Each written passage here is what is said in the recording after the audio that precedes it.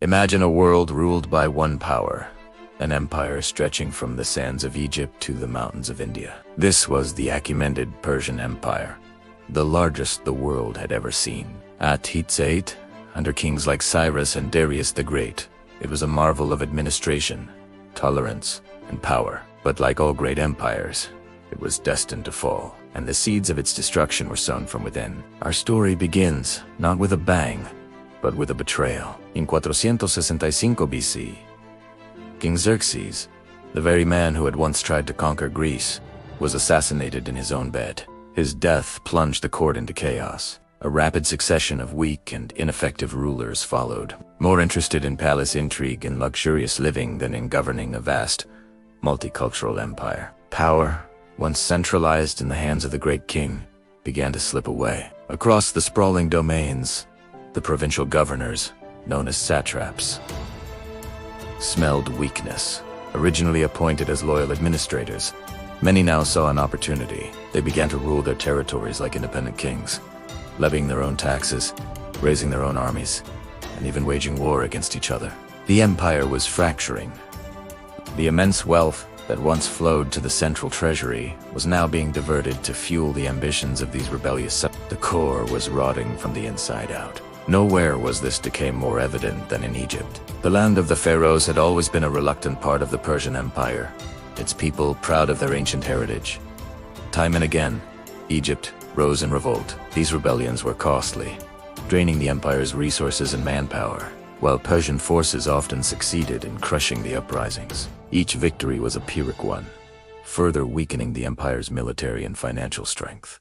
It was a constant, bleeding wound that refused to heal. Then came an event that would expose Persia's vulnerability to the entire Greek world. It's known as the March of the 10,000.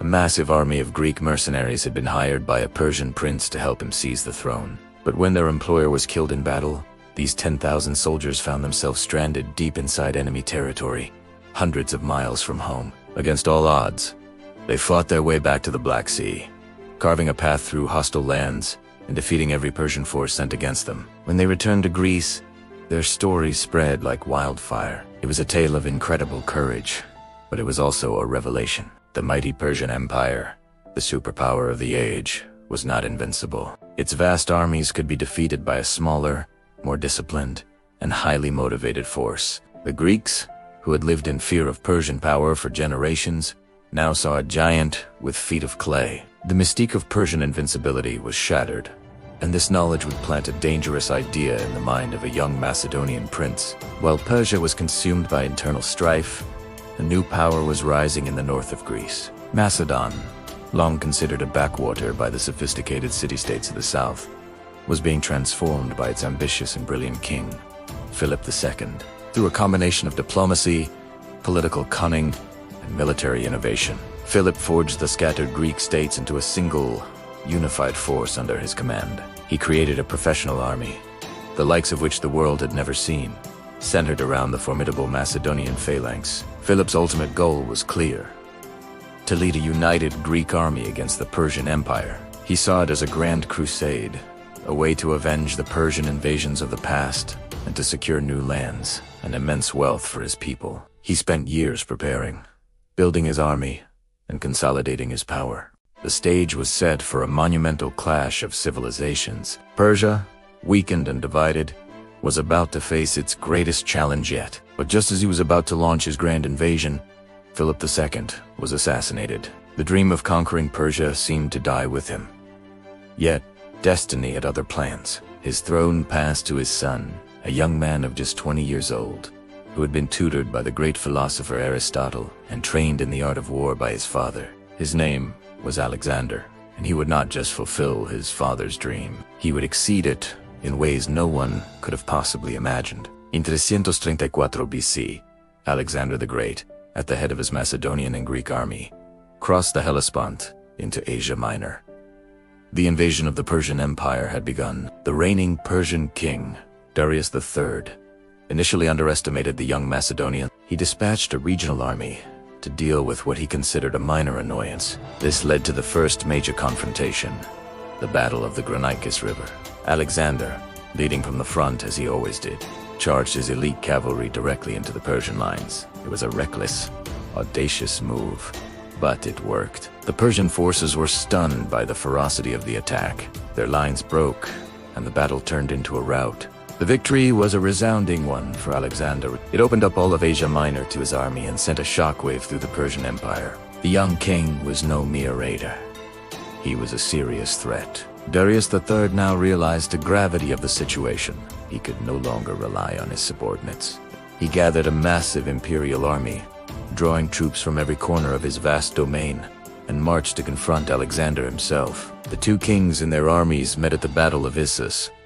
The Persian army vastly outnumbered the Macedonians, but Alexander's tactical genius turned the tide. He identified a weak point in the Persian line and led a decisive charge straight towards Darius. Faced with the terrifying spectacle of Alexander and his elite guard bearing down on him, Darius panicked. He turned his chariot and fled the battlefield. A king's flight is a death sentence for an army's morale.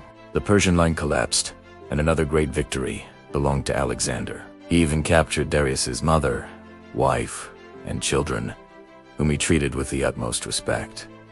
A gesture that further enhanced his reputation. The path to the heart of Persia was now open.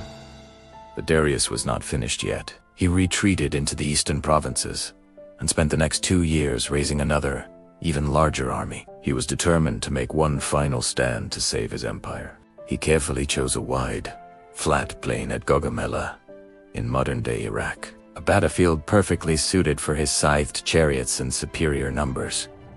This would be the ultimate showdown. On October 1st, 331 BC, the two armies faced each other at The Persian army was a truly awe-inspiring sight, perhaps numbering 250,000 soldiers. Alexander's force was less than a fifth of that size. The odds seemed impossible, but Alexander once again used his brilliant tactics to outmaneuver his opponent. He created a gap in the Persian line and, just as he had at Issus, led a devastating charge aimed directly at Darius. And just like at Issus, history repeated itself. Darius III fled the field of battle once more. His flight signaled the end. The Persian army, leaderless and demoralized, was utterly shattered. The Battle of Gaugamela was not just a defeat. It was the annihilation of the last great Persian field army. The military power of the Achaemenid Empire had been broken forever. Alexander was now, for all intents and purposes, the new master of Asia. After his flight from Gaugamela, Darius III was a king in name only. He became a hunted fugitive, pursued relentlessly by Alexander. As he fled eastward, his authority crumbled completely. His own satraps, seeing that the cause was lost, turned against him. Betrayed by one of his own governors, the last king of the Achaemenid dynasty was assassinated and left by the side of a road. When Alexander's soldiers found him, the once mighty ruler of the largest empire on earth was already dead. With Darius gone, there was no one left to oppose Alexander. He marched his army into the heart of Persia, capturing the great cities of Babylon, Susa, and finally, the ceremonial capital, Persepolis. The capture of Persepolis was a hugely symbolic moment. This city was the heart of Achaemenid power, a magnificent testament to its wealth and glory. Alexander seized its vast treasury, said to be the largest fortune in the ancient world. Then, in a controversial act that is still debated by historians, the great palace of Persepolis was burned to the ground. Whether it was a deliberate act of policy, a drunken accident, or an act of revenge for the burning of Athens a century and a half earlier, the destruction of Persepolis symbolized the definitive end of an era. The flame of the Achaemenid Empire, which had burned so brightly for over 2 centuries, was finally extinguished. The largest empire the world had ever known was no more. Its fall paved the way for a new, Hellenistic age, a world forever changed by the ambition of one man, Alexander the Great. Thank you for watching, and if you enjoyed this journey through history, don't forget to like, share, and subscribe for more.